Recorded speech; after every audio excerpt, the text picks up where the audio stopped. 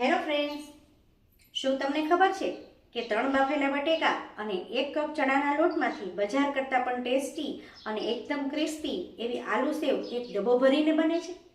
તો ચાલો જોઈએ.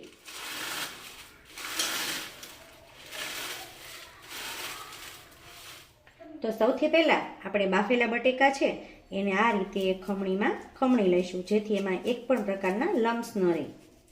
તો જુઓ, આ રીતે આપણે બટેકા છે એનું સરસ ખમણ કરી લીધું છે, એટલે કે બટેકા છે એને સરસ રીતે મેશ કરી લીધા છે. હવે એની અંદર આપણે ચણાનો લોટ ઉમેરી દઈએ.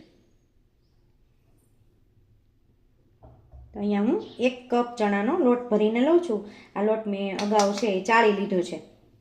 લોટને ચાળીને જ લેવાનો, અને આપણે અત્યારે 1 કપ લોટ લીધો છે, જરૂર પડશે વધારે ચણાનો લોટ ઉમેરીશું.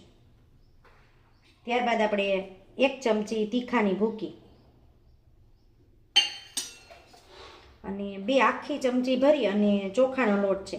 ચોખાનો લોટ નાખવાથી છે ને સેવ એકદમ કુરકુરી થાય છે, અને આ આપણું સિક્રેટ ઇન્ગ્રીડિયન્ટ્સ છે કે જેના કારણે આપણી સેવ છે ને એકદમ ચટપટી બનશે, અને બજારમાં જે સેવ મળે છે ને એના કરતાં પણ સરસ ટેસ્ટ આવશે.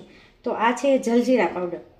તમે જો જલજીરા પાવડર ન નાખવા માંગતા હોય તો એના ઓપ્શનની અંદર તમે પાણીપુરીનો મસાલો આવે છે, તો પાણીપુરીનો રેડીમેડ મસાલો આવે છે એની અંદર પણ એકદમ ટેસ્ટી ઇન્ગ્રેડિયન્ટ્સ હોય છે, એટલે કે એની અંદર આપણે ચાટ મસાલો અને એવું બધું હોય છે, તો એનાથી પણ એકદમ ટેસ્ટી બને છે આપણી આલુ સેવ. ત્યારબાદ એની અંદર આપણે અડધી ચમચી મીઠું નાખીશું. જલજીરા પાવડર છે એમાં ઓલરેડી મીઠું હોય જ છે, અને આ છે 1 ચપટી લીંબુના ફૂલ, જેનાથી આપણી ટેસ્ટ છે સેવ છે એકદમ ખાટી મીઠી અને ટેસ્ટી બનશે. હવે આ બધી વસ્તુ છે એને સરસ રીતે મિક્સ કરી દેવાની છે. તો આ રીતે 1 કપ લોટમાં જ આપણો લોટ છે એ સરસ તૈયાર થઈ ગયો છે, અને 2 ચમચી તેલથી એને સરસ રીતે ગ્રીસ કરી દઈએ, જેથી એ ક્યાંય પણ ચોટે નહીં.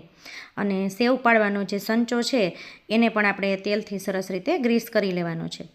અને આ સંચાની જે ચકરી છે એ એકદમ નાની ઝીણી ચકરી છે, એના કરતાં 1 નંબર મોટી ચકરી છે ને એ લેવાની છે, જેથી સેવ છે એ મીડિયમ બને.